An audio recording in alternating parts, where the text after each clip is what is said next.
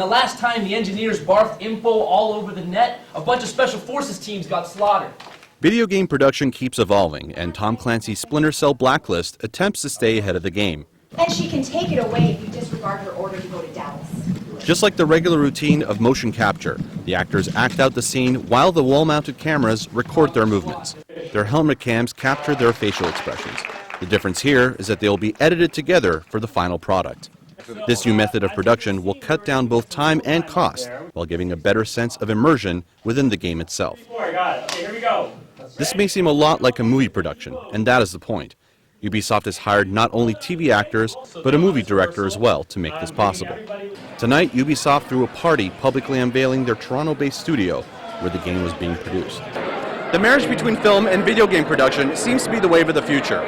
More and more professionals from the film industry are becoming more involved in the production aspect of video games. David Footman, the director of Blacklist, has a history of directing motion capture.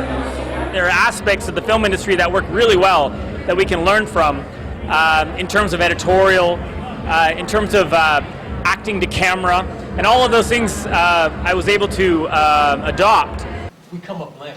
The Toronto studio that was unveiled was built for this kind of production. The 2,000 square foot facility has 80 mounted cameras all along the walls, in addition to the handful of wireless head-mounted cameras. This method is a big departure from the complicated process of coding character models. Looks like an armed escort. Splinter Cell Blacklist will be on shelves next spring. I'm Sir Sarkoyan, CTV News. It seems we are well and truly at war. Assassin's Creed 3 is one of the most anticipated titles this year. Desmond Miles' journey continues, this time through the eyes of Connor Kenway. The game takes place during the American Revolution in Boston and New York. And just like in previous games, careful attention has been paid to the geography.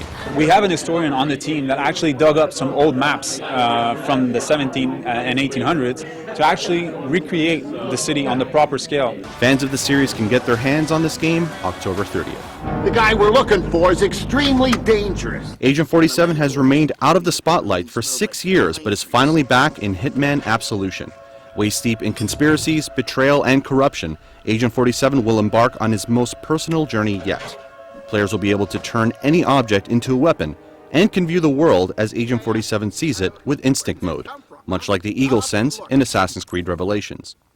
Absolution also has a new feature called Contracts Mode to create challenges for friends online. They can go into any level in the game, pick 1 to 3 targets from any of the characters in the level, and how they kill them, how they perform it, and how they escape the level is all tracked. So that's recorded, you pop out, you've proven that you can do it, you can send it off as a challenge to friends or send it off to the world. Hitman Absolution will be available November 20th. These are just some of the titles Xbox owners can look forward to this holiday. But what about the kids? Don't worry, Microsoft has made sure that they'll have their own game sewn wrap under the tree. The Xbox Kinect has been a big hit with kids, and Microsoft keeps sweetening the pot. Kinect Sesame Street TV not only brings their favorite characters to the screen, but allows kids to interact with them. Kinect Nat Geo TV will let children act out their favorite safari animal, meanwhile teaching them about the wildlife. Harry Potter Kinect lets you become your own wizard, joining Harry, Ron, and Hermione on their adventures. You'll even be able to become a seeker in Quidditch matches. Since its holiday launch 2 years ago, Kinect has sold over 20 million units and is expected to keep growing and evolving. For CTV News, I'm Sir Sarkoyan.